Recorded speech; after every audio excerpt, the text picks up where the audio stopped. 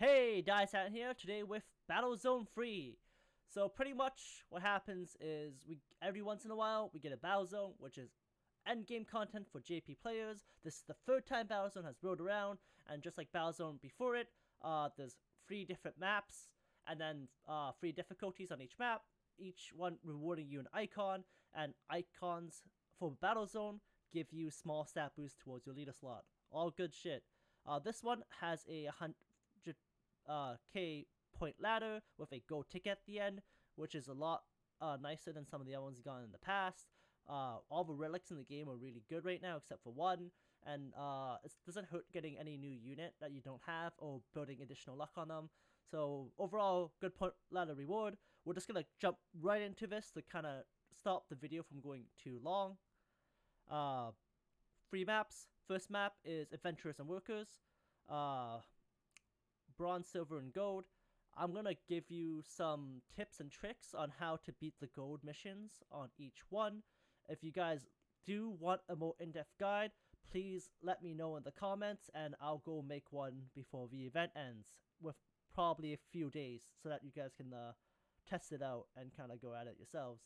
Okay, so the first one, Adventures and Workers. Gold has 3 waves. The first wave is Blue Rose, which is Kagera, Lakis, Tia, and Tina. The best way to go tackle it is, I'll show you an example team, is having a nuker, a buffer debuffer, a tank, and a healer. You can try to get away with not having a strong buffer debuffer by having a equally as strong bursty DPS unit, but it makes it a lot harder because debuffing and buffing actually ups your survivability by a large amount. I personally like running HP regen relics on my team. Makes my healer have to work less hard, which is always good in harder difficulties because, you know, near the end you'll always be trying to burst heal and scramble for mana. And then I just put a aim relic because most of these missions have enemies with a lot of high base evasion, and it is frustrating as all hell to be able to hit them. Besides that, we'll get back to the Blue Rose. So ideally what happens is Gran has cover, where if you attack a unit, she will come up in front of it and take damage for them. It's annoying for single target DPS, so that's why I recommend strong bursty AoE. Nazrik Demi, Enri, even the new Kotori, not the new Kurumi from the Day Live event, and even PDL are really good options because they can hit AoE. I would even say stuff like the new Yuri or Nazrik Evil Eye would be really strong as well with how high their DPS is for the cost ratio. Okay, besides that, you kill Gagaran with by kind of like mutual hitting of skills, but ideally with all your AoE, once Gagaran's down, you focus down the twins. The twins have single target paralysis skills, and they both have it, so kill them as quickly as possible, because paralysis is one of the worst status ailments that can hit your team in any hard difficulty, because it pretty much puts you out of commission and things fall apart really quick. So once you kill the twins, Lakis will be by herself. She will heal herself, she will buff herself, she will throw a dark at you every once in a while. No big issue. All you do in this time is you prep the wave. I'll be saying this a lot in videos because and then content, you do a lot of wave prepping. Wave prepping pretty much means you recharge all your mana to max, you build up your overdrive gauge, you set up a taunt, which is good for when you wave transition. That means you kill the enemy moving into the next wave. And then you make sure your healer has mana, and then you can even set up buffs. So that way when you walk into the next wave, your buffs will last for 2 air quote 3 turns, saving with your taunt, so everything will be good. And then you'll be able to survive the next wave, like, ready instead of going in their code, which when you begin the map you go in code, and then when you go in hot you have all your skills ready. Anyways, second wave you want to go in hot. PDL and Nazrik Evil Eye, they hurt a lot. PDL has a lot of AoE damage that he'll bring out if you drop below a certain HP percentage. Evil Eye will kind of single target and eventually multi-target you if the map goes on too long. This is the point where you're going to blow all your OD and your strong AoE.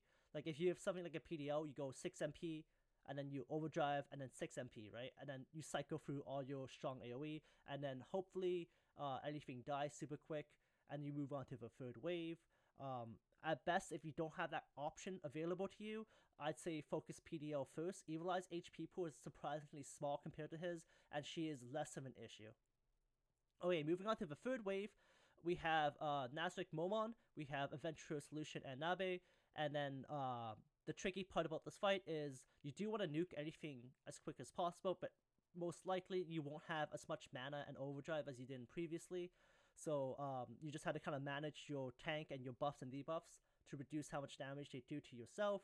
Momon can actually cut your healing if you drop below 50 HP, so make sure you keep your tank topped off, because if he stops receiving healing, right, you run into the issue of him just eventually dying to not be able to mitigate all the damage.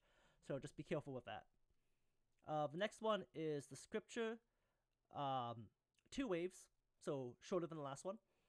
It has first wave has Ian, Negan, Clem. Same strat as you go in. You nuke Negan and you nuke Ian down before they can kill you. Your tank sets up, and then from there you leave Clem alive, and then you set up for wave 2, which is the final wave. Only tricky things about this is how much damage Negan and Ian will do to you if you're not prepared. So make sure you keep your HP healthy. And Clem has a magic reduction shield she'll throw on people where they only take 1 or like /0 damage per each magical attack that hits them. So at that point, if you see that buff go on them, like drop your magic, either spend that time charging or buffing or debuffing, and then let your physical attackers take care of it. If you're walking into this like prepared, then you would bring like a physical nuker to make it the first wave so much easier. The second wave, after you move into it, has Zeshi, it has First Seat, it has Sidoran, and it has Enhera. So Sidoran is the new unit scripture that got released in the story. Don't worry about him too much. And Enhera is the 4-star healer. You do want to worry about him. So when you go in, you want to focus him and you want to kill him as quick as possible. He has a team-wide regen buff, and unless you have HP cut, which only Nazrik Momon has at the moment, it's a pain in the ass to deal with this. So you want to kill him first, then kill Sidoran, because he's kind of like the easiest target to kill after. Zeshi has +5 evade, which makes hitting her hard, and you do want to relieve your healers and tanks from dying, so you do want to kill those 2 units first. First Seat has a 90% damage mitigation when he drops below 30 HP, so going after him first without getting rid of the healer will just prolong the fight, and you'll eventually succumb to like the damage over time. So saving him for second last is a good idea. But once you take care of him, Zeshi will just dodge and she'll single target attack and debuff your entire team annoyingly, but it's all manageable and clearable. Just make sure that your tank does not get one shot, so make sure there's either reduction and keeping him healthy, because if Zeshi accidentally one shots one of the units or your tank can't hold aggro, that's pretty much a run wipe. I think that was pretty straightforward. So then we'll move on to Nazrik. Nazrik actually has 4 stages, not just 3, which is kind of unique, and I do like that. But we'll talk about both. So Go Nazrik is, I can't say like not crazy straightforward, but like it's 4 waves, and you just kind of like rinse and repeat to get through all of them. So the first wave is Gladiator Eyes, Aura Mare Shoutier, basic strat. You AoE everything until it's just Eins left, then you set up on Eins. If Eins dies before everyone else, which can happen depending on typing, then you do want to try to set up before moving on to the next 2 waves, because wave 2 is really hard if you don't have good setup, because wave 2 has Victim, Demi, PA, and Mare, and Victim has AoE paralysis, and he will end your run if he hits more than 2 people. So you walk into that, and you want to just burn everything you have on this wave to make sure Victim dies within the second or third turn. Because if you don't, then he's going to start stunning people, and then you're going to die because paralysis lasts way too long, and it sucks so much. You can run paralysis resist, but I recommend either evasion. Evasion I think is a bit better because it's more universally useful. And yeah, you kill him first, then you will kill Demi next, because Demi has AoE, which hurts your entire team. So you don't want your healer to work overtime and then run out of mana and then die before wave 3. So yeah, kill Demi next, then kill PA, leave Mari by himself. Then you can just bully Mari and get your OD mana and all your stuff ready for wave transition. And you move on to a third one. You have Naz Demi, Naz Kog, Naz Aura, and Naz Mari. Pretty simple. I kill Aura, Mari, Demi, Kakaitis, and then wave prep off Kakaitis if you have an AoE healer. If you don't, then wave prep off Aura, but make sure you have a strong tank who can single targetly like resist the damage, or else Aura will actually just kill him really hard. So depending on what kind of healer and composition you have, be careful. Last wave is Nazrik, Pandora's Actor, Nazrik, Shoutier, Albedo, and Ainz.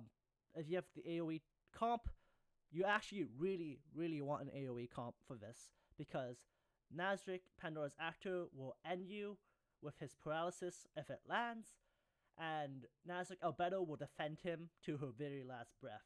So AoE is the best way to circumvent the difficulty of this fight, because if you kill Shoutier and Pandora's Actor with AoE, it's just Albedo and Ainz by himself. So Albedo will eventually die because you keep trying to hit Ainz and she'll keep up blocking for him. Ainz actually has 80% physical damage reduction, so magic units will really shine in this end game of this fight. So units such as Nazrik Demiurge will probably do a lot better than, let's say, a physical damage unit like, I think, Kurumi. Anyways, the issue people have with this mission, I feel, is getting this sub 50 turns. So, yeah, just if you feel like you're always dragging it out too long, then play a bit more loose and quick in between transition waves. So maybe don't wait till you have like full mana and overdrive, and just give yourself like 1 or 2 like extra turns to try to clear it. Anyways, the last one is the 4th mission. It is like the Undead Purple Nazrik mission, and it is 7 waves. The first wave is 4 skeletons, and what you do is you kill 3 skeletons, and on the last skeleton, you just set up your team, right? That way your tank isn't tanking 4 attacks a turn. You set up your buffs, you set up your overdrive, your mana, all your other good stuff, and then you move on to the second wave. From then on, some of the waves are actually randomized from 2 to 6, and it has a variety of different units and like compositions. What you are on the lookout for in any of these waves is for units that give you like specific like run ending like criteria. So like if you see a victim, you know he can paralyze your team. You have to kill him first. Same thing with Kyohoku. Same thing with Nazrik, Pandora's Actor. If you know people have troublesome like AoE or just gonna like mess you up generally, target them first. Most of this should be like game experience based on like what units you run into. Like sometimes like you'll run into like the demon generals, right? But then there's a victim, so you kill victim, and then you would obviously go kill Envy next because she's AoE unit. Then you can kill Wrath and then Greed, and then you have some ways with like the guests of Nazrik, such as Kyokitsune, Hamsuke, Death Knight, stuff like that. Like I said, just aim for the kind of go for the AoE units and then like the single target units. You can use a lot of good wave transition on pretty much every floor, because most likely there'll always be one enemy you can leave alone. He'll only single target whack you, and you'll get some kind of reprieve before you move on to the next one. Besides that, you climb all the way up to wave 7. Wave 7 is kind of like the same, like a same-ish setup as before. You have like a Demi, you have Albedo, you have Ainz, and I think you have Mare. At that point, you want to kill Mare first, because this is the last wave. That way, he doesn't heal everyone up. Kill Demi, because he'll be probably the next one to die just based off of your AoE comp. And then the same thing as last time, murder Albedo, because she protects Ainz, and then murder Ainz when he's by himself. And hopefully, you would have completed all of Battle Zone. And yeah, I think that's it. If you guys want a more in-depth guide, please let me know in the comments below, and I can kind of go through each of them a bit more slowly and carefully. Thank you all for watching. I'll keep on trying to put out content like as soon as it comes out. thank you so much for watching, and yeah, peace.